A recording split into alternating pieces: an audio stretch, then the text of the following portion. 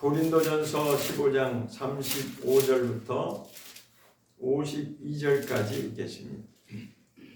시작. 누가 묻기를 죽은 자들이 어떻게 다시 살며 어떠한 몸으로 오느냐 하리니 어리석은 자여 너희 뿌리는 씨가 죽지 않으면 살아나지 못하겠고 또 너희 뿌리는 것은 장래 형체를 뿌리는 것이 아니요 다만 밀이나 다른 것의 알갱이 뿌리로되 하나님이 그 뜻대로 저에게 형체를 주시되 각 종자에게 그 형체를 주시느니라.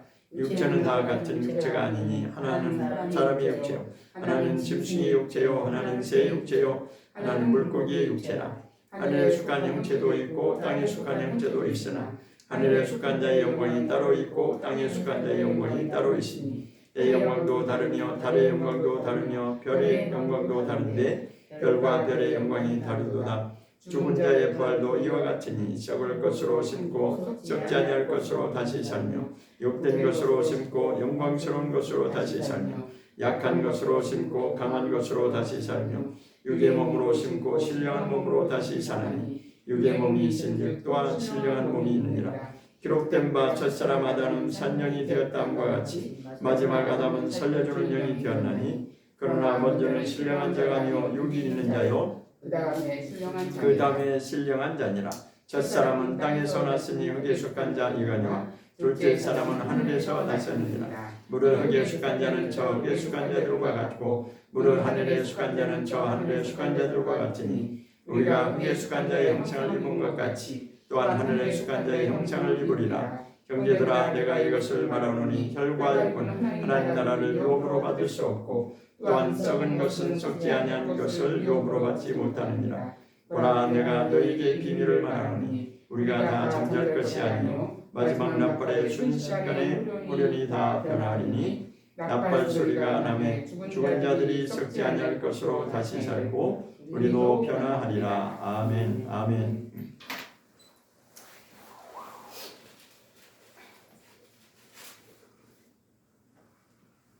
오늘 말씀은 몸의 부활에 대해서 말씀대로 우리가 어떻게 살아야 되는지를 나누고자 합니다. 이 세상에 많은 사람들이 왔다가 가을에 그 떨어지는 낙엽처럼 사라져 가는데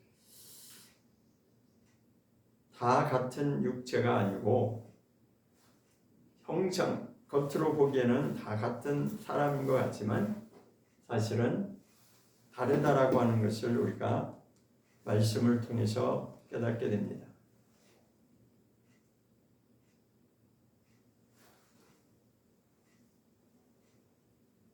제가 개척을 하면서 하나님이 주신 말씀이 무엇이었냐면 요한복음 12장 24절 말씀이었습니다. 한 알의 밀이 죽지 아니하면 요한복음 12장 한번 보겠습니다.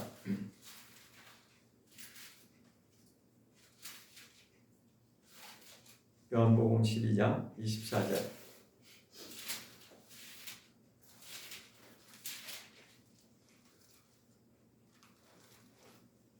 요한복음 12장 24절입니다.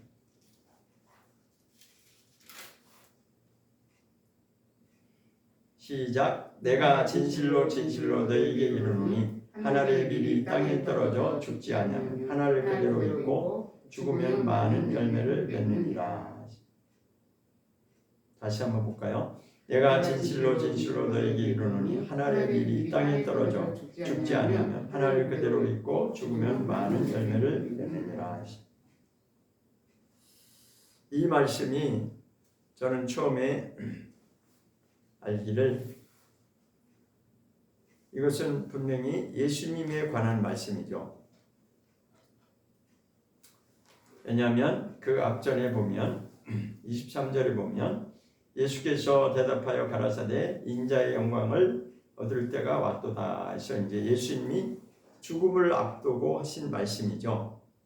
그러면 24절에 하신 말씀도 사실은 예수님 자신을 두고 하신 말씀이죠. 예수님이 죽으시면 많은 열매를 맺는다라고 하는 말씀입니다. 그렇지만 예수님 자신을 두고 하는 말씀이면서도 동시에 우리에게도 또한 주시는 말씀이라고 하는 것을 우리가 이제 그걸 받아들여야 됩니다. 이것이 바로 우리 기독교의 부활의 원리입니다. 많은 사람들이 예수를 믿을 때 저도 많이 들었는데 은혜라고 하는 말씀 속에는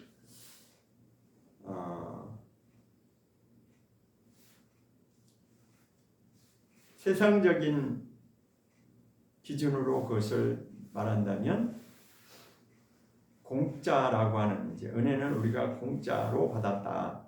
그렇죠. 우리가 무엇을 해서 받은 것이 아니라 내가 무슨 공로가 있어서 받은 것이 아니라 하나님의 은혜로 거저 받았습니다. 거저 받은 것이 맞아요. 우리가 죄인으로 있을 때 찬송가에도 있듯이 우리가 죄인으로 있을 때 주님이 우리를 먼저 사랑하셔서 우리를 만나 주셨다는 것입니다. 이것이 바로 하나님이 주신 은혜입니다. 자, 그런데 제가 분명히 말씀드리고 싶은 것은 이 구원의 원리가 은혜 아래에서만 멈추어 있으면 결단코 우리는 변하지 않습니다. 왜냐하면 항상 그 은혜는 하나님이 공짜로 우리에게 주셨다라고 하는 거기에 초점이 맞춰져 있기 때문에 그것을 항상 좋아하게 되어 있습니다. 그러나 저는 성경을 보면 볼수록 무엇을 깨닫냐면 하나님은 공짜가 없다는 것입니다. 세상의 원리에도 공짜가 없다라고 하는 것을 옛 그 고사성어에 그런 말이 있어요. 자, 왜 그러냐면 우리는 뭔가 대가를 지불하기 하지 않고 그냥 거저 받는 것을 좋아하죠. 그게 바로 육신의 속성, 우리들의 속성입니다. 우리 한국 사람 속성 중에도 그런 게 있어요. 공짜라고 하면은 좋아하잖아요. 그죠? 그게 이 우리의 내면 속에 우리는 정말 부인할 수 없는 그냥 거저 공짜로 받는 것을 대단히 좋아하는 그런 속성이 있습니다. 그런데 성경을 알면 결단코 구원은 공짜가 아니라고 하는 것을 우리가 이제는 인정해야 됩니다. 그것이 무슨 말이냐? 구원의 원리는 그저 하나님이 우리를 은혜 주시고 그것으로 다 이루어지는 것이 아니라고 하는 것을 우리가 확실하게 이제 깨달아야 되고 인정을 해야 돼요. 그리고 내가 그렇게 순종을 해야 됩니다. 성경이 말하는 구원의 원리는 우리가 육신의 몸으로 태어나서 그것이 바뀌어지고 다시 하늘의 형상으로 거듭나기를 원하는 것이 바로 성경이 말하는 구원의 원리입니다. 그런데 거기까지 가려고 하지 않고 자꾸만 이 땅의 원리로 그것을 풀어나가려고 하다 보니까 멈추게 되고 더 이상 우리가 하나님의 뜻을 순종하려고 하지 않습니다. 이것이 바로 사탄이 뿌려놓은 가짜 신학의 영향을 받은 것입니다. 믿으면은 예수님의 공로로 우리가 구원받는다고 하죠. 그렇죠? 우리가 믿으면 예수님의 공로로 구원받는다고 하지만 그러나 그것이 전부가 아니고 그 다음 단계, 그러니까 예수님이 죽으신 것을 두 가지로 우리가 깨달아야 돼요. 그 첫 번째 한 가지는 우리가 죄인 되었을 때 예수님이 뿌리신 그 보혈로 말미암아 우리를 건져주셨다는 것. 그것을 우리가 전부라고 생각하면 안 돼요. 그분이 우리의 구원을 완전히 100% 다 이루어 놓으셨다라고 생각하면 안 됩니다. 그 다음에 주님이 우리를 어떻게 살기를 원하시는 것을 그것을 위해서 두 번째 하나님이 원하시는 거예요. 우리도 예수님처럼 닮아가기를 원한다는 것입니다. 우리는 그것을 두 번째 하나님의 구원의 원리를 몰라서 놓치기도 하고 알면서도 순종하려고 하지 않는 그 인간의 이 죄성이, 마귀가 심어놓은 그 죄성이 여전히 우리를 발목 잡고 있습니다. 변하는 걸 싫어해요. 변하는 것은 반드시 대가를 지불해야 되거든요.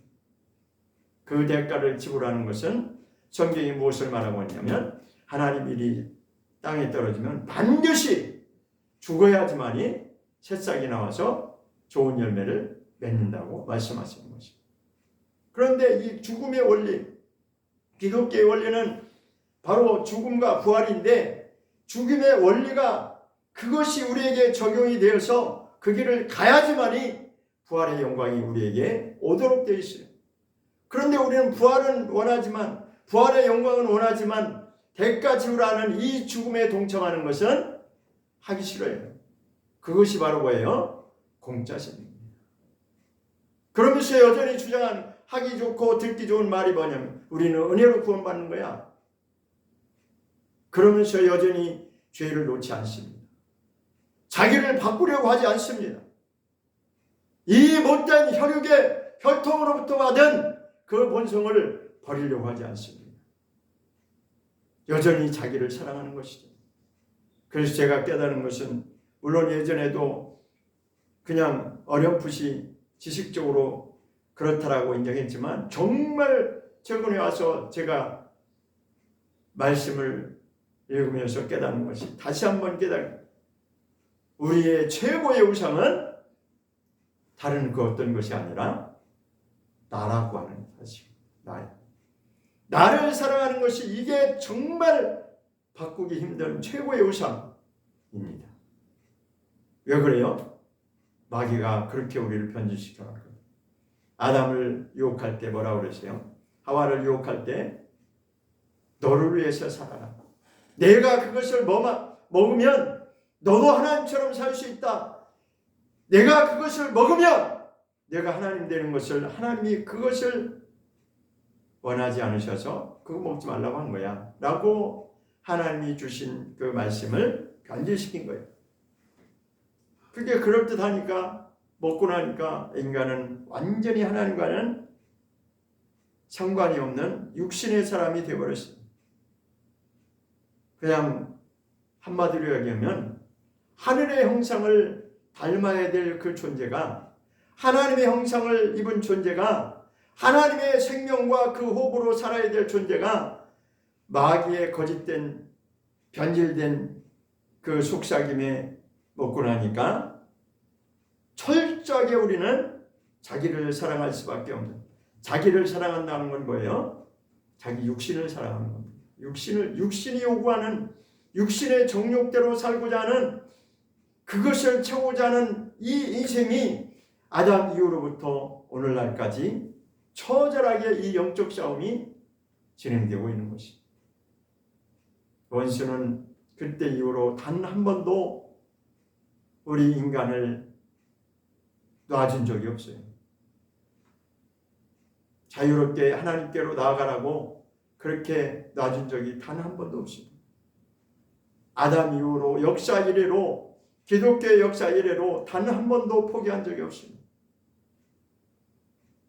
오늘날 우리가 가장 약점이 무엇이냐면, 성경을, 중세시대 때는 성경을 아예 읽지도 못하게 그렇게 해서 1000년이 넘는 그 오랜 세월 동안 완전히 마귀가 이 기독교를 장악하는 그런 시대가 있었어요.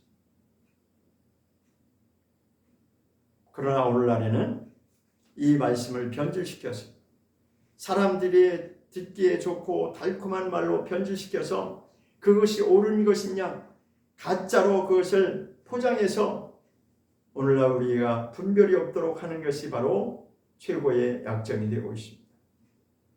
마태복음 13장을 보겠습니다. 마태복음 13장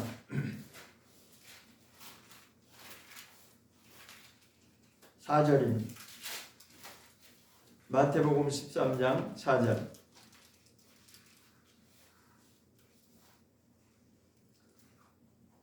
시작.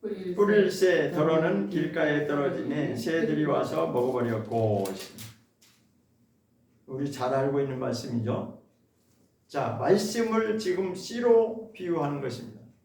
말씀의 씨가 이 땅에 떨어지면, 뿌려지면, 자, 네 종류의 사람들이 나온다는 것이에요. 우리는 이제 밭의 역할을, 우리의 마음 상태가 땅과 같은 것이고 밭과 같은 역할을 하는 것이에요. 그것이 바로 땅에 심겨진 하나님의 씨 뿌림의 원리입니다. 그 말씀이 뿌려질 때 새들이 와서 먹어버렸다라고 하는 것은 아예 처음부터 마귀가 걷어가는 거죠. 땅에 떨어져서 심겨져서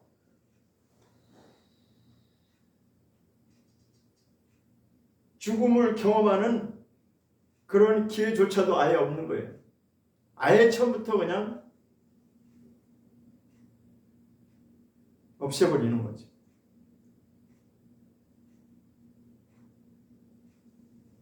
그 다음에 두 번째 단계에서는 돌밭에 떨어졌는데 흙이 깊지 아니하므로 곧 싹이 나오지만 싹이 나오긴 나와. 두 번째 단계는 싹이 좀 나오려고 했는데 그냥 뿌리가 내려지지 않으니까 그냥 말라버렸다는 것이. 이것이 바로 무엇이냐면 이 주님의 죽음에 동참하는 그 원리를 지금 설명하는 것입니다. 그래서 마지막 결론은 뭐예요? 세 번째 단계는 뭐예요? 조금 자라기는 자란 것 듯한데 조금 싹이 좀 자라서 자라긴 자랐는데 그 위에 가시 엉겅퀴가 더 이상 못 자라도록 막고 있다는 거죠. 이건 뭐예요? 그 가시가 막고 있는 것은 가시떨기가 가시 엉겅퀴가 막고 있는 걸 뭐라고 그랬어요? 다른 성경에 이것은 세상 염려와 그런 것들로 인해서 막힌 것이다 라고 말하고 있습니다. 이게 바로 구원의 원리로 가는 과정을 단계별로 이렇게 설명한 거거든요. 그런데 하나님은 거기서 잘 자라가지고 열매를 맺는 것까지가 하나님의 구원의 완성으로 나가는, 하나님이 원하시는 구원의 원리는 옥토밭까지 나아가서 정말 하나님이 기뻐하시는 좋은 열매를 맺기까지 이것이 진행되어져야 된다고 하는 것을 여기서 네 가지로 지금 설명하고 있는 것입니다. 13절에 한번 보겠습니다. 마태복음의 13장 13절 시작. 그러므로 내가 저희에게 비유로 말하기는 저희가 보아도 보지 못하며 들어도 듣지 못하며 깨닫지 못함이니라. 그러니까 이 네 가지를 설명하고 나서 그러므로 이렇게 말하죠. 이것은 바로 왜 이렇게 이런 현상이 일어나냐면 깨닫지 못하기 때문이다 라고 말합니다. 영적인 실상이 분명히 있는데, 하나님 나라의 영의 세계가 분명히 있는데, 천국의 비밀이 분명히 있는데 그것을 못 깨닫기 때문에 많은 사람들이 중간에 그렇게 낙오가 된다는 것이죠. 실패한다는 것이죠. 그래서 천국의 비밀은 알아듣는 자가, 깨닫는 자가 끝까지 이 길을 가는 것이다. 그러니까 비밀이라고 해서 모두가 다 모르는 것이 아니라 알만한 자는 분명히 알게 돼 있어요. 깨닫는 자는 깨닫도록 돼 있다는 거예요.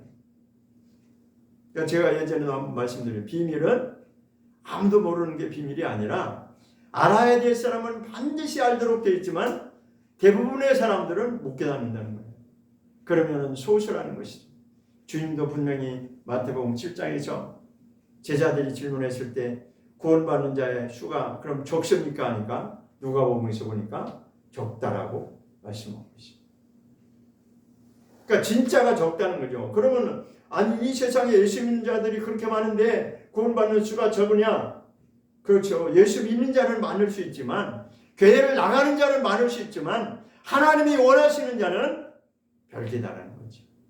제가 그것을 판단할 수 있고 얼마다라고 말할 수는 없지만 어쨌든 분명히 구원의 원리는 그렇다는 것입니다.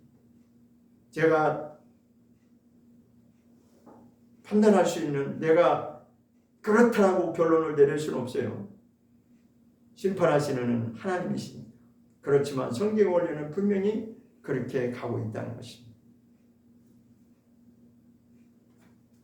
자, 오늘 본문 말씀으로 한번 다시 가보겠습니다. 고린도전서 15장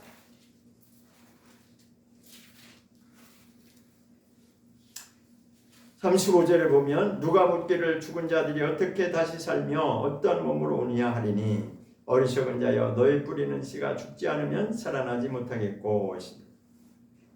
자, 누가 질문을 하기를 죽은 자들이 어떻게 다시 살 수가 있겠습니까? 라고 질문하니까 대답하기를 뭐라고 대답하냐면 너희 뿌리는 씨가 죽지 않으면 결단코 부활이라는 것은 없다라는 거죠. 여기서 부활이라고 하는 것은 생명으로 나아가는 부활을 말하는 것이죠. 왜냐하면 심판의 부활도 있다라고 했기 때문에 여기서 말하는 부활, 살아나는 것은 영광의 부활로 나가는, 생명의 부활로 나가는 것을 말합니다. 이 말씀이 바로 요한복음 12장 24절과 일치되는 말씀입니다. 예수님이 하신 말씀이 여기는 이제 바울이 복음을 말하는 것이고 요한복음에서는 예수님이 직접 하신 말씀이죠. 그렇지만 같은 맥락에서 요한복음 12장 24절에 하나의 밀이 죽지 아니하면 그렇게 말하고 있습니다. 하나의 밀이 땅에 떨어졌는데 죽지 아니하면, 죽음을 경험하지 않으면, 죽음을 통과하지 않으면 여전히 그냥 그 하늘 그대로 존재할 수밖에 없다는 거예요. 그런데 세상의 원리는 뭐예요? 이 사망 권세 아래 붙잡혀 있다 보니까 끊임없이 자기 자신을 보호하려고 합니다. 자기 자신을 보호하고 너무나도 자기 자신을 사랑해서 이 부활의 원리로 나아가기를 거부합니다. 그러나 성경의 원리를 분명히 깨닫는다면 기꺼이 우리는 이 말씀 앞에 하나의 밀이 땅에 떨어지면 그때부터 죽음을 통과하고 반드시 하나님이 약속하신 그 영광, 부활의 영광이 있다는 것을 알고 그 이전에는 반드시 우리가 대가를 지불해야 되는데 그 대가가 바로 무엇이냐면 죽음의 과정을 우리가 내어놓아야 되는 것입니다.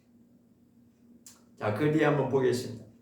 37절에 보면 또 너희 뿌리는 것은 장래 형체를 뿌리는 것이 아니요 다만 밀이나 다른 것에 알갱이 뿌리오되 38절 하나님이 그 뜻대로 저에게 형체를 주시되 각 종자에게 그 형체를 주시느니라.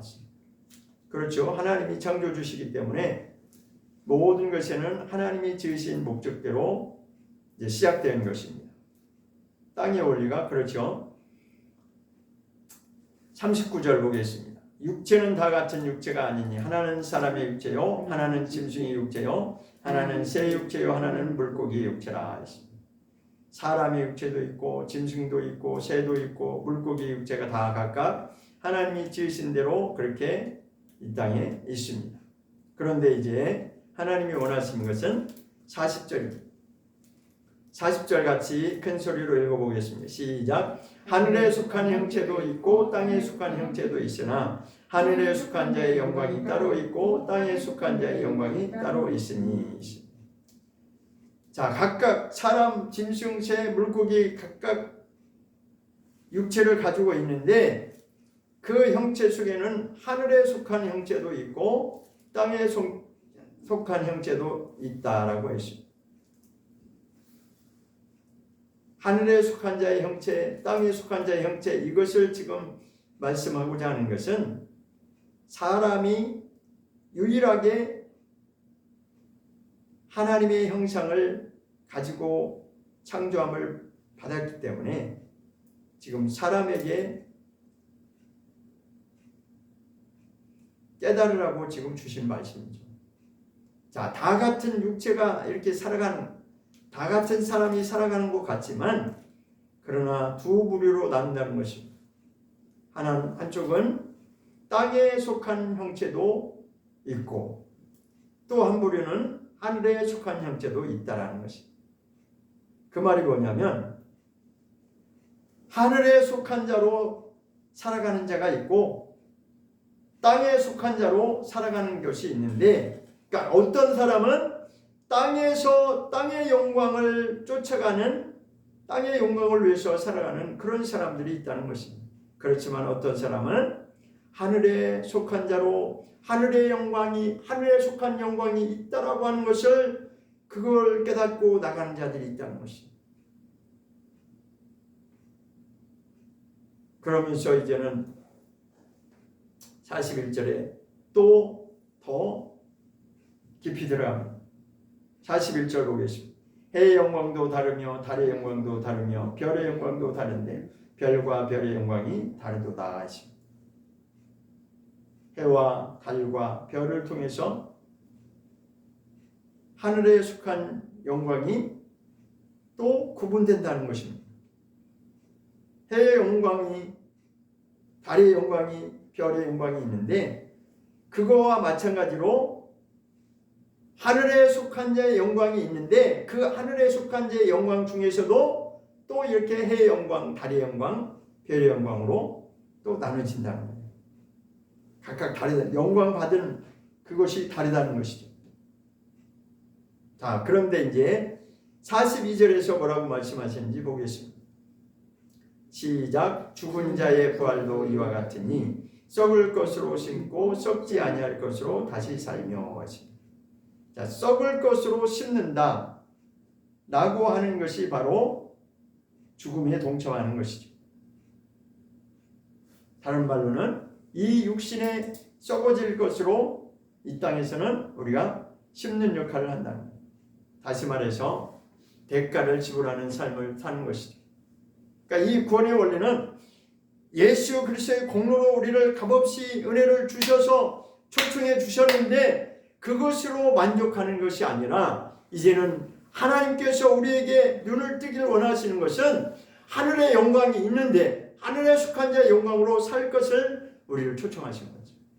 그런데 이제는 구원받은 것으로 내가 예수님의 공로로 구원받은 것을 그것을 만족하고 거기에 머물러 있는 것이 아니라 하늘에 속한 자의 영광이 있는데 해의 영광과 달의 영광과 별의 영광이 있듯이 또 별과 별의 영광이 다르듯이 그 영광을 향해서 달려가는 자들이 있는데 그것은 이 땅에서 어떻게 내가 심느냐에 따라서 그것은 이 육신의 것으로 심어야 될 우리 인생을 말하는 것입니다. 그러니까 우리의 삶은 모든 것을 다 사실은 돈을 버는 것도 사업을 하는 것도 내가 무엇을 하든지 모든 것은 무엇을 위해서 살아야 되냐면 이 구원을 이루어 가기 위해서 구원의 완성을 향해서 모든 것이 다 집중되어야 되는 것이 맞는 것입니다. 왜냐하면 그것이 바로 하나님의 창조의 목적이었기 때문인 것입니다. 사실은 이 구원에 관해서는 적당이라는 게 있을 수가 없다는 거예요.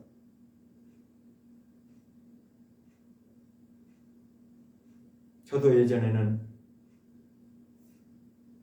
그랬지만 지금은 알면 알수록 하나님은 정말 저는 그렇게 느껴요.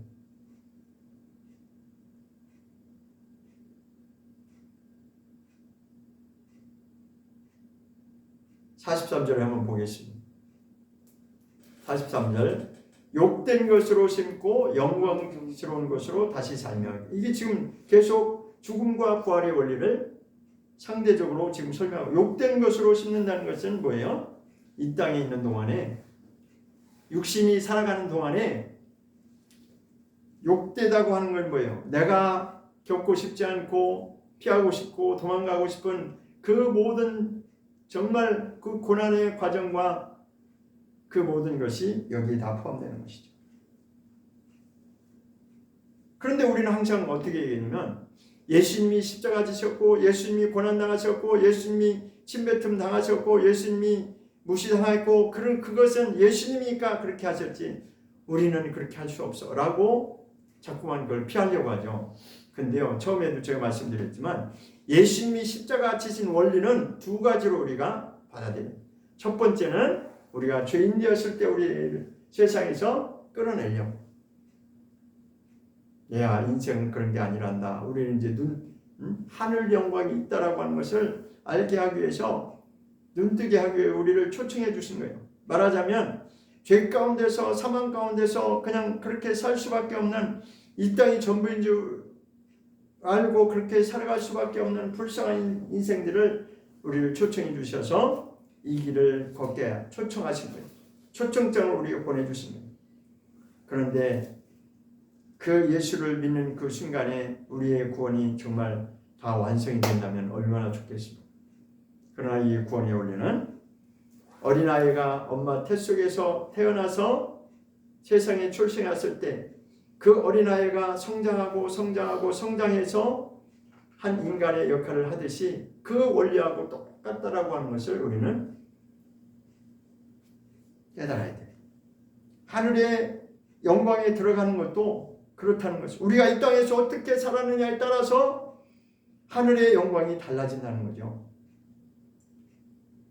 그러려면 이 땅에 사는 동안에는 욕된 것으로 심는 과정이 필요하다는 거예요. 그게 바로 하나의 밀이 땅에 떨어지면 죽어야 된다는 원리입니다.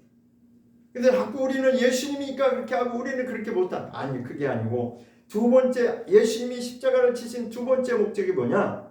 우리를 본받게 하려고. 우리를 본받게 하려고 그분이 죽으셨다는 것을 인정해야 됩니다.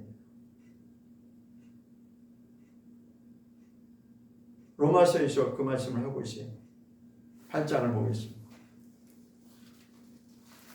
이거는 제 말이 아니고 성경이 분명히 그것을 말씀하고 있습니다.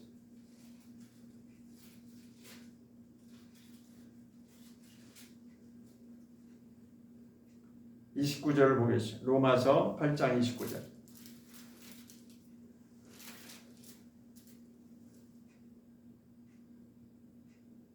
시작. 하나님이 미리 아신 자들로 또한 그 아들의 형상을 본받게 하기 위하여 미리 정하셨으니 이는 그로 많은 형제 중에 맏아들이 되게 하려 하시니라. 자, 예수님을 지금 뭐라고 표현하고, 예수님은 맏아들이다. 예수님이 이 땅에 육신을 입고 오셔서 죽음을 맛보시고 모든 고난을 통해서 하나님의 뜻을 완성하시고 하늘로 올라가셨는데, 그것은 우리에게 보여주신 것이, 이렇게 살아라 라고, 예수님처럼 살아라 라고 우리에게 보여주신 거예요. 본을 보여주신 것이. 그래서 그분은 맏아들이라 했습니다. 그럼 우리는 누구예요? 많은 형제 중에 많은 형제가 되는데, 우리는 누구를 닮아서 하늘나라에 가느냐면 맏아들이 되신 예수님처럼 이 땅에 살다가 예수님을 만나러 가는 거예요. 그것이 바로 구원의 원리입니다. 그런데 오늘날 기독교는 이것은 다 빼버리고 그냥 은혜 아래서 구원받았습니다, 우리는 믿으면 천국 갑니다라고는 이 사탄이 심어놓은 가짜 복음에 지금 다 갇혀 있습니다. 성경은 그렇게 말하지 않습니다. 끊임없이 성경은 마음을 다하고 뜻을 다하고 성품을 다하고 목숨을 다하기까지 하나님을 사랑하는 것이 바로 이게 구원의 원리인 것을 말씀하고 있습니다. 성경이 말하는 복에 대해서 한번 보겠습니다. 마태복음 5장을 보겠습니다. 마태복음 5장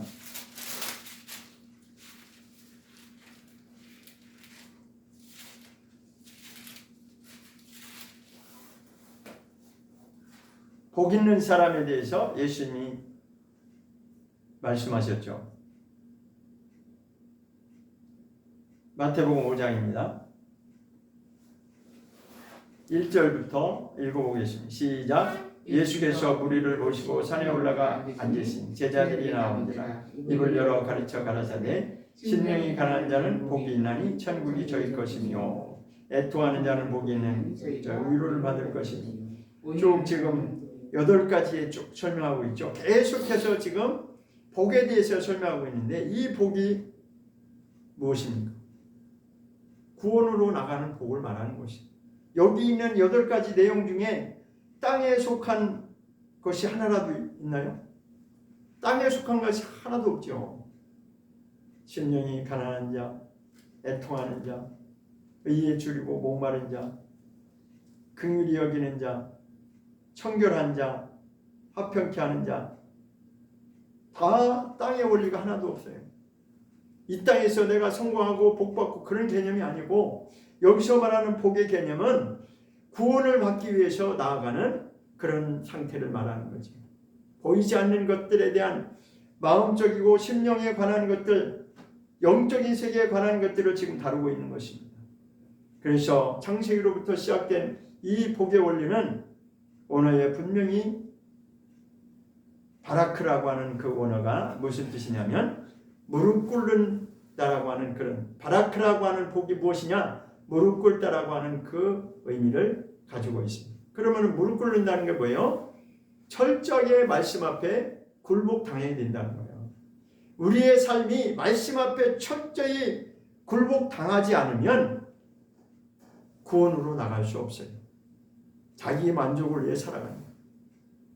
우리 기독교 안에서 가장 조심해야 될 것이 무엇이냐면 내가 이제 예수 믿으니 나는 구원받았다 라고 하면서 자기 마음대로 사는 이 자기를 사랑, 지극히 자기중심적이고 자기를 사랑하려고 하는 그러한 이기적인 그러한 사고방식은 정말 위험합니다.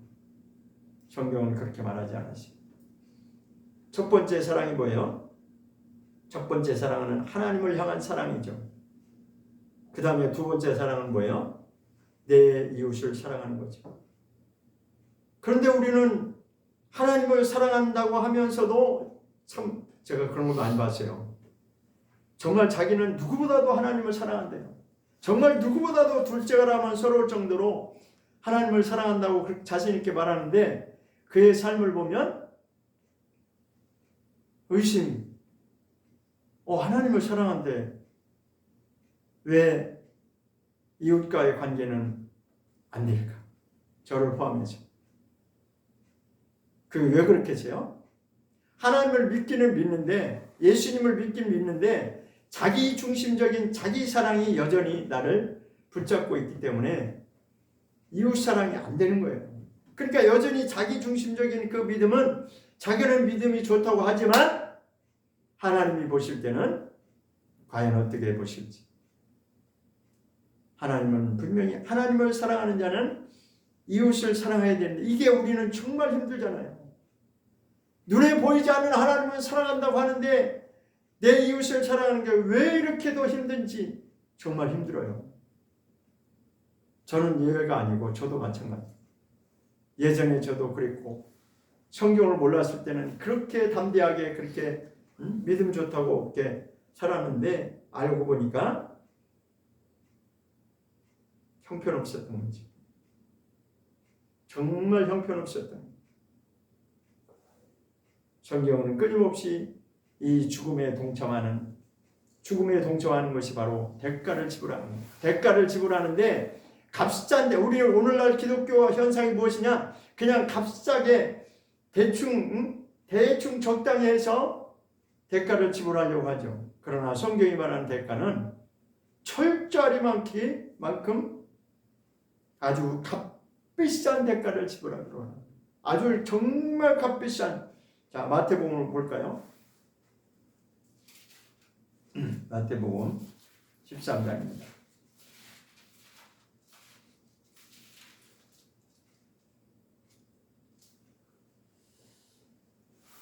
마태복음 13장 44절을 보겠습니다.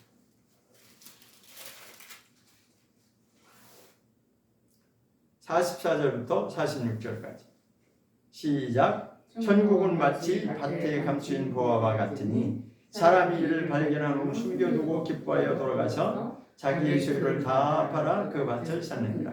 또 천국은 마치 좋은 진주를 구하는 장사와 같으니 극히 값진 진주 하나를 만나매 가서 자기의 소유를 다 팔아 그 진주를 샀느니라. 두 가지를 지금 말씀하고 있다. 하나는 밭에 감추인 보화를 발견했다. 또 하나는 좋은 진주를 샀다. 이렇게 두 가지를 지금 말씀하고 있죠. 이것은 바로 구원의 원리를 여기서 말씀하고 있습니다. 우리가 천국 가는 이 구원이 어떻게 이루어지냐? 한 사람은 다른 사람은 모르는데 그냥 그게 그런지도 모르고 거기에 뭐가 숨겨져 있는지도 모르고 발견하지 못했는데, 어떤 사람은 그 밭에 너무나도 값진 보화가 숨겨져 있다는 것을 발견하고 나서 어떻게 했다고요? 자기의 소유를 다 팔아서 그 밭을 통째로 샀다는 거예요. 이건 무엇을 말하겠습니까? 아주 값비싼 대가를 지불해서 천국을 얻었다는 것입니다. 자기의 모든 것을 다 내어놓고, 자기의 전 재산을 다 내어놓고, 그러니까 우리는 자꾸 자기 전 재산을 내놓고 이러면은 그냥 자기 있는 재산을 다 팔아서 하나님께 헌금하면 구원은, 그게 아니고 우리의 인생 전부를 놓고 여기 말하는 거예요. 우리 인생의 전부를 놓고 거기에 완전히 구원 얻기 위해서 올인했다는 것입니다. 자꾸만 물질의 개념으로 풀으면 안 되고, 물질뿐만 아니라 자기의 인생의 모든 것을 여기에 다 헌신해서, 그러니까 자기의 모든 것을 다 포기하고 하늘과 바꿨다는 거예요. 하늘 천국과 바꿨다는 거예요. 이것은 바로 천국의 원리가, 구원의 원리가 여기 숨겨져 있는 것입니다. 그래서 비밀입니다.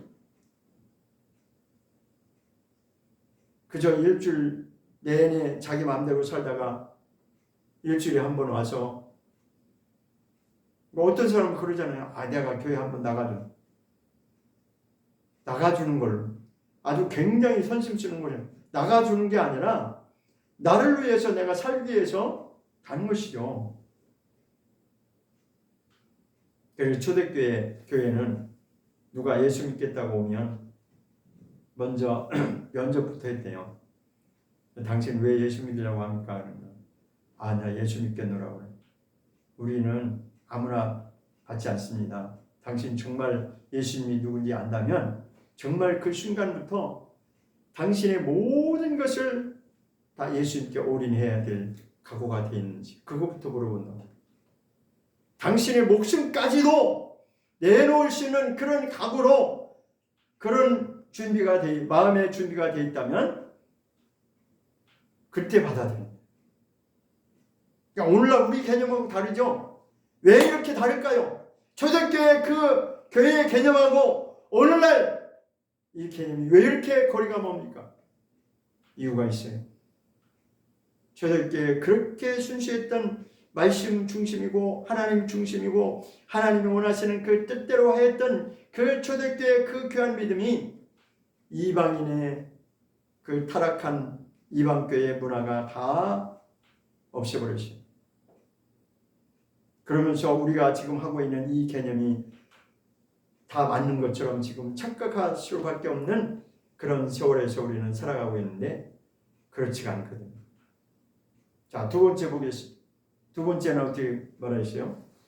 천국은 마치 좋은 진주를 구하는 장사, 좋은 진주를, 아주 값비싼 값진 진주를 사는 장사와 같은데, 극히 여기도 46절에 그랬죠. 아주 적당히가 아니라 아주 지극히 대단히 값진 진주 하나를 그가 발견하고 나서 가서 어떻게 했다고요? 그도 역시 마찬가지로 자기의 소유를 다 팔아서 진주를 샀다는 거지. 여기서 자기의 소유를 다 팔았다라고 하는데 우리가 집중해야 됩니다. 자기의 소유를 다 팔았다고 하는 것은 자기의 희생을 말하는 것입니다. 자기의 모든 것을 여기에 다 투자했다는 것입니다. 다른 어떤 것으로 이것을 구할 수 없기 때문에 자기의 전부를 다 내어놓고 아주 값비싼 대가를 지불해서 이 좋은 진주를 자기 소유로 삼았다는 거예요. 그것이 바로 천국과 같다는 거예요. 그럼 우리가 어떻게 해야 된다는 거예요? 우리는 정말 천국이 무엇인지를 정말 안다면 여기 말씀대로 우리는 이 말씀이 무슨 말씀인지를 깨닫고 이 비밀을 깨닫고 그렇게 우리도 나아가는 자가 돼야 됩니다. 그런데 세 번째는 다시 한번 천국에 대해서, 천국의 비밀에 대해서 다시 한번 설명하고 있습니다. 47절을 보겠습니다. 47절 시작. 또 천국은 마치 바다에 치고 각종 물고기를 모는 그물과 같으니 그물에 가득함에 물가로 끌어내고 앉아서 좋은 것은 그릇에 담고 못된 것은 내어 버린다라고 되어 있습니다. 고기 잡아보셨으면은 옛날에 시냇가에 우리 냇가리라고 그랬는데 거기서 물고기를 잡아본 사람은 이 말이 무슨 말인지 충분히 이해하십니다. 저도 이 말이 무슨 말인지 충분히 이해를 합니다. 우리도 그랬거든요. 그 큰 물이 내려가는 냇가에 가면 그물을 딱 쳐가지고 막 물고기를 딱 잡으면 막 힘이 있어가지고 막 튀어오르는 물고기가 있는 반면 거기에 그냥 잔챙이들이 많이 있어요. 뭐 마치 멸치처럼 그냥 그 그물에 걸려서 밑바닥에 다 이렇게 깔려있는. 근데 나중에 이제 그 깡통 같은 거를 이렇게 갖고 가서 깡통에다 물을 담아 놓죠. 왜냐하면 물고기를 거기다 집어넣어야 되니까. 그러면은 거기서 막 힘이 좋아가지고 막 튀어오르는 그 좋은 고기만 딱 깡통에다 담고 나머지는 그 그물을 다시 그 냇가 물 흐르는 곳에 엎어버립니다. 그 고기는 안 잡아요. 아깝다고 그거 갖고 가지 않습니다. 그냥 다 놔줘요. 물고기를 다시 물에다가 다시 살려주면은 그나마 다행이죠. 그냥 그 모래바닥에다 엎어버려야 나중에 그 물고기들 다 죽어버리죠. 실제로 그랬거든요. 근데 여기서 지금 그 말씀하고 있어요. 저는 이 말씀을 읽으면서 야, 정말 그냥 읽고 지나갈 때는 그런가 보다 그런데 이게 정말 얼마나 이 구원의 원리가 분명한지를 말씀하고 있죠. 자, 우리가 초청받은 사람들은 각종 물고기라 분명히 예수님이 베드로를 부를 때 제자들을 부를 때 뭐라고 했어요? 그 바닷가에서 물고기 잡을 때 예수님이 부르면 너는 이제 사람 낚는 어부가 될 거야 라고 말씀하신 것처럼 우리가 물고기로 이제 비유가 된다면 많은 물고기들이 지금 그물의 초청으로 하나님 앞에 부름을 받았다 할지라도 정말 우리가 좋은 하나님이 보시기에 정말 좋은 물고기로 평가를 받지 못한다면 나중에 어떻게 되겠다는 거예요. 좋은 것은 그리스도에 담고 그리스도에 담는 건 하나님이 오케이 받아주신다는 거죠. 그런데 못된 것이 있다는 거예요. 못된 것은 뭐겠어요? 여전히 자기 중심에서 벗어나지 못하고 악을 버리지 못하고 여전히 거기에 자기 마음대로 살았던 그런 못된 것들이 있다는 것입니다. 못된 자들이 하나님 보실 때 아닌 것들이 있다는 것이에요.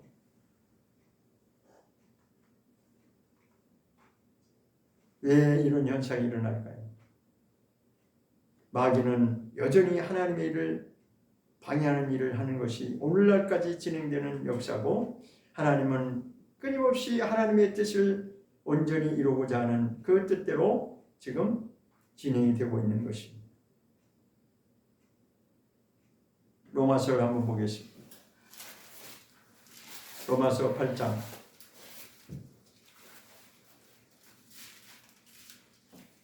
2절을 로마서 8장 2절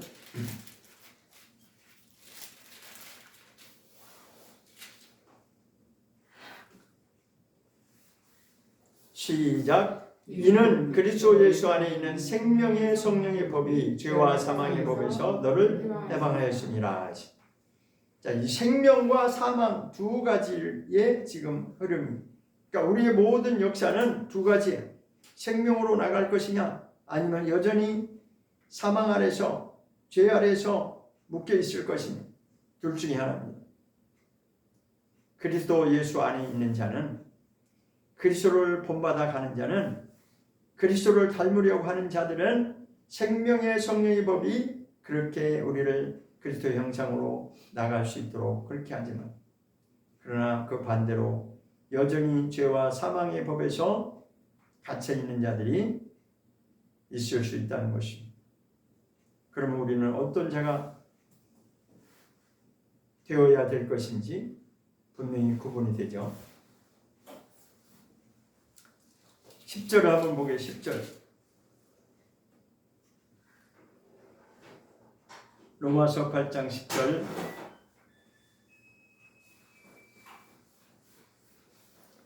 시작. 또 그리스도께서 너희 안에 계시면 몸은 죄로 인하여 죽은 것이나 영은 의를 인하여 산 것이니라.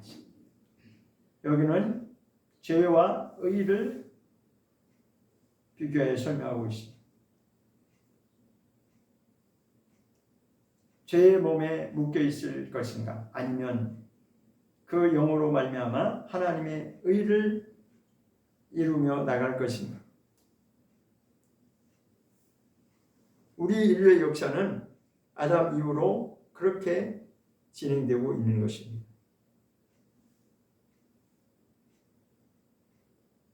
마태복음 16장 17절을 보겠습니다. 마태복음 16장 17절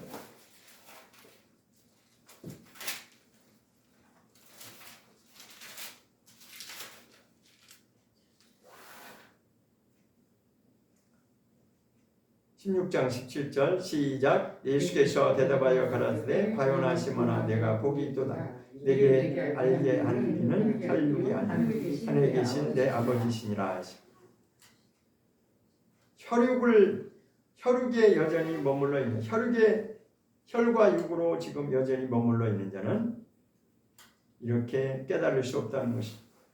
지금 베드로가 믿음을 고백하는 순간에 주는 그리스도시요 살아계신 하나님의 아들이십니다 라고 고백했을 때 이것은 바로 하늘에 계신 아버지께서 그것을 알게 하신 것이다 라고 알려주고 있습니다.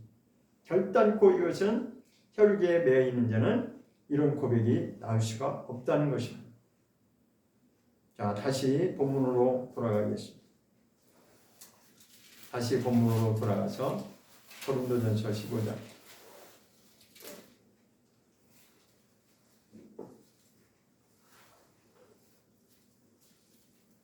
44절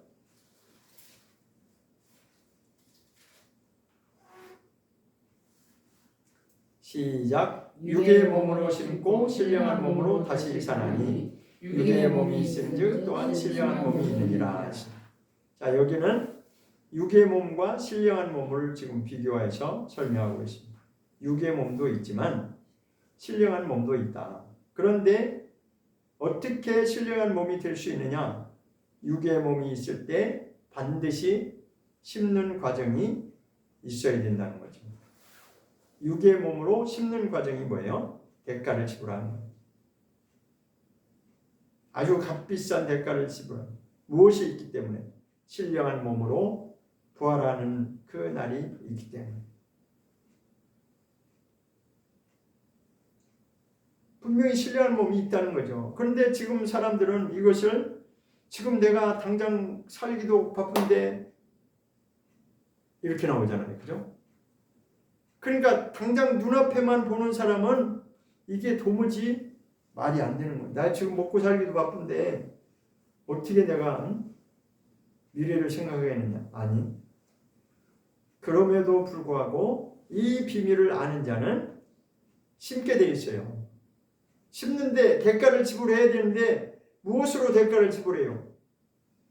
자기 육신의 몸으로 대가를 지불해야 되는데 그게 바로 희생하는 거죠. 그것을 내어놓는 거예요. 하나님이 하실 것을 믿고 내어놓는 거예요. 그게 누구와 같은 믿음? 성경은 아브라함과 같은 믿음이라고 그렇게 말하고 있어요. 아브라함이 그랬잖아요.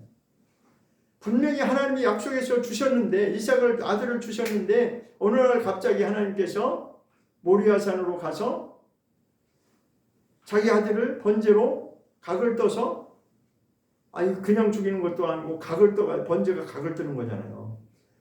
정말 애지중지해서 하나님이 주시고 그 기다리다가 백세 얻은 아들을 각을 떠가지고 바치라고 하니까 어떻게 바치겠습니까? 근데 그것을 성경은 그렇게 말씀합니다. 아브라함은 이 죽음과 부활의 원리를 알았기 때문에 기꺼이 순종할 수 있었다. 그래서 성경에서 순종의 가장 표본으로 삼는 것이 바로 아브라함뿐만 아니라 이삭입니다. 이삭.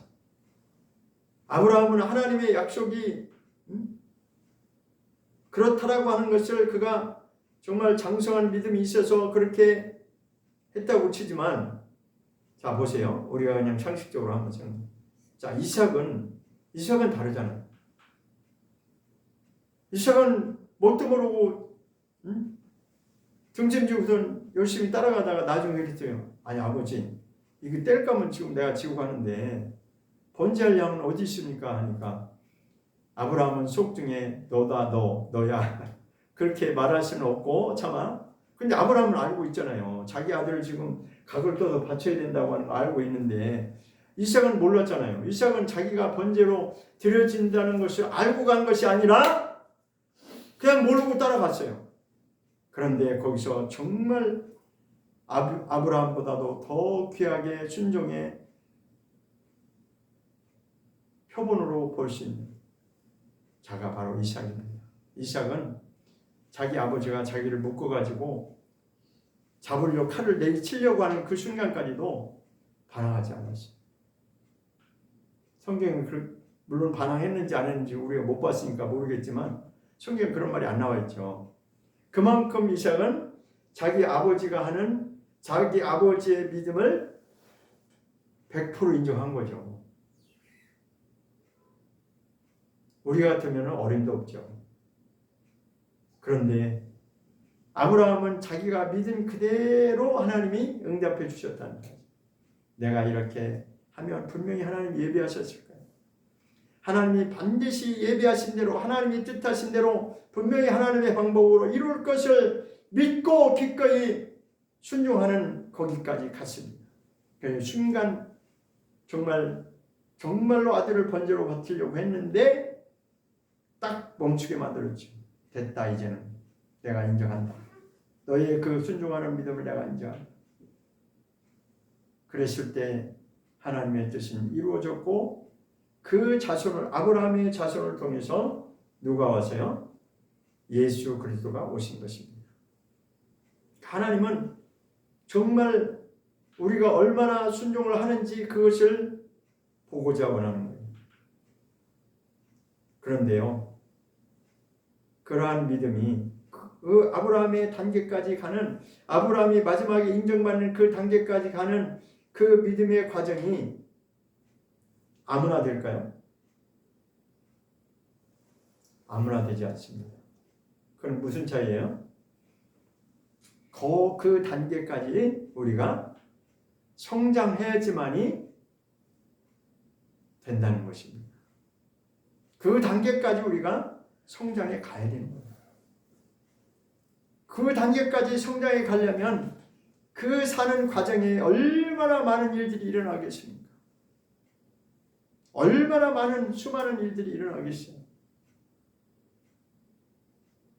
그런데 우리는 예수를 믿고 예수를 영접하고 나는 예수 믿습니다, 아멘 하고 하면은 그것이 다 된 줄 알고 멈춰 있으면은 어떻게 되겠습니까? 자 보세요. 내 속에 있는 죄는 여전히 더럽고 악한 것들이 여전히 있는데 그것을 버려야 되고, 내가 정말 육의 몸으로 대가를 지불하고 그것을 벗어버리기 위해서, 내가 성장하기 위해서 몸부림쳐서 나가야 되는데, 그것을 하지 않는다면 어떻게 우리 앞에 신령한 몸으로 부활하는 그 부활의 영광이 있겠습니까? 자, 뒤로 넘겨서 그 밑에 자 48절을 보겠습니다.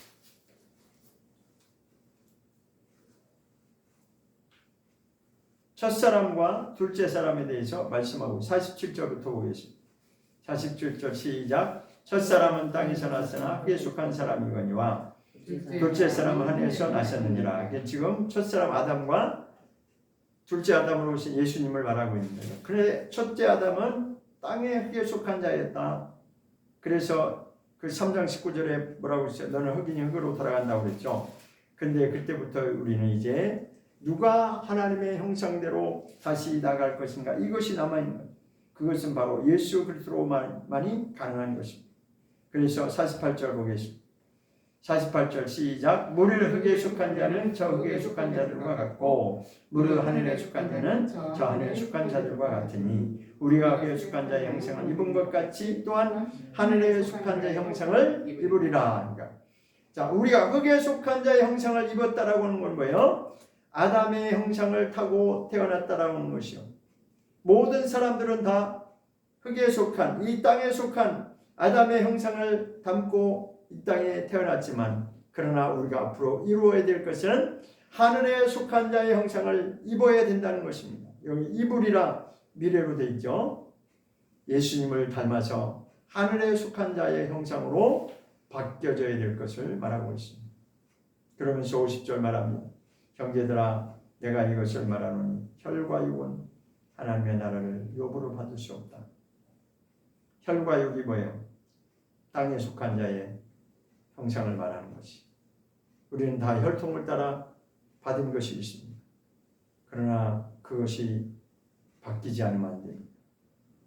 혈과 육으로 태어난 이 본성대로 사는 이것이 바뀌지 않으면 하나님 나라를 욥으로 받을 수 없다.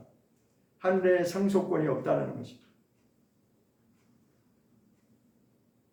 그 다음 보겠습니다. 또한 썩은 것은 썩지 아니한 것을 욥으로 받지 못하느니라. 땅의 것, 썩는 것이죠. 땅의 것, 이 육신에 썩을 것으로는 하늘나라 썩지 아니한 영원한 것을 욥으로 받지 못한다. 그러면서 이것을 비밀이라고 말합니다. 51절 같이 읽어보겠습니다. 시작. 보라 내가 너에게 비밀을 말하니 우리가 다 잠잘 것이 아니요 마지막 나팔에 순식간에 우리는 다 변하리니. 이것은 비밀인데 언젠가는 이것이 이루어지는 날이 온다. 우리가 다 잠잘 것이 아니요. 이 잠잔다고 하는 것은 죽음을 이렇게 표현한 겁니다. 그렇지만 죽은 자들도 마지막 날에는 다시 순식간에 부활로 나올 것을 말하고 있습니다. 52절 보겠습니다. 시작. 나팔 소리가 나매 죽은 자들이 썩지 아니할 것으로 다시 살고 우리도 변하리라. 나팔 소리는 이 마지막 나팔, 마지막 7번째 나팔 소리를 말합니다. 나팔이 7번으로 나뉘어지는데 마지막 나팔은 바로 7번째 나팔 소리가 울려지면 죽은 자들이 썩지 아니할 것으로 다시 산다고 하는 거, 아까 신령한 몸을 말하는 거죠. 신령한 몸으로 다시 살아나고 부활로 나오고 그 다음에 우리도 변하리라. 우리도, 여기서 우리는 누구 계세요? 이 땅에 살아가는 자 중에 죽음을 맛보지 않은 자들을 말하는 것이죠. 이것이 바로 데살로니가전서 4장 15절부터 16절 말씀 17절까지 한번 보고 마치겠습니다. 데살로니가전서 4장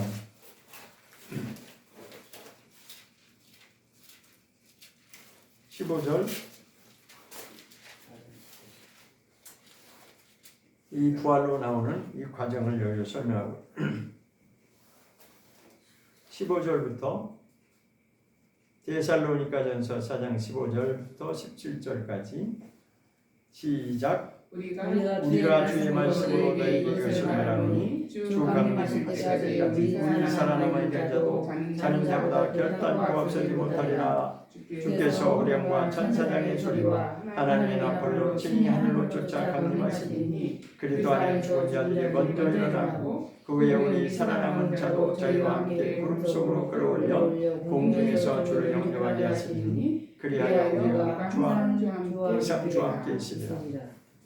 15절을 보면 주 강림하시는 것은 주님의 두 번째 재림하시는 것을 말씀한 거죠.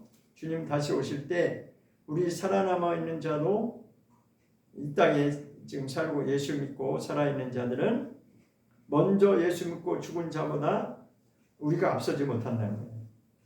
그래서 하나님의 나팔이 이 땅에 울려 퍼지면 먼저는 누가 일어나냐? 죽은 자들, 예수 믿고 정말 신실하게 예수를 잘 믿고 그렇게 준비하고 죽은 자들이 먼저 부활로 나올 것을 말하고 있습니다. 그 후에 두 번째는 우리 이 땅에 예수를 믿는 그 믿음을 잘 지키고 정말 자기가 준비된 자들, 그런 자도 저희와 함께 끌어올려 공중에서 주를 영접하게 한다라고 말씀하고 있습니다. 그러면 우리는 둘 중에 하나입니다. 내가 예수를 잘 믿고 그리스도의 형상을 닮아서 죽음을 맛본 후에 그 다음에 부활로 나올 것인지, 아니면 이 땅에 있는 동안에 정말 예수님이 오실 때까지 철저하게 세상을 이기다가 믿음을 지키다가 예수님이 오실 때 직접 우리가 예수님을 영접하게 될 것인지, 둘 중에 하나죠. 어쨌든 첫 번째가 됐든 두 번째가 됐든 둘 다 중요한 것은 뭐예요? 그 부활의 영광에 신령한 몸을 입기 위해서 반드시 무엇이 있어야 돼요? 대가를 지불해야 된다는 것이에요. 이것은 공짜가 아니라는 것입니다. 그냥 거저 주어지는 것이 아니에요. 그러니까 신앙생활은 그냥 내가 가만히 있으면 하나님이 다 해주시는 그게 아니라 우리도 얼마만큼 사모하는 마음으로 그 길을 믿음의 경주를 할 것인가. 그것은 바로 아까 마태복음 13장에서 값진 보화를 탄 사람과 값진 진주를 발견한 그 사람에게 비유로 말씀하듯이 우리의 인생의 전부를 내어놓고 거기에 대가를 적당히가 아니라 아주 값비싼 대가라는 것은 나의 모든 것을 다 말하는 것입니다. 내가 할 수 있는 모든 것을 거기에 올인해서 부활의 영광으로 나가야 되는 것을 말씀하고 있습니다. 기도하겠습니다.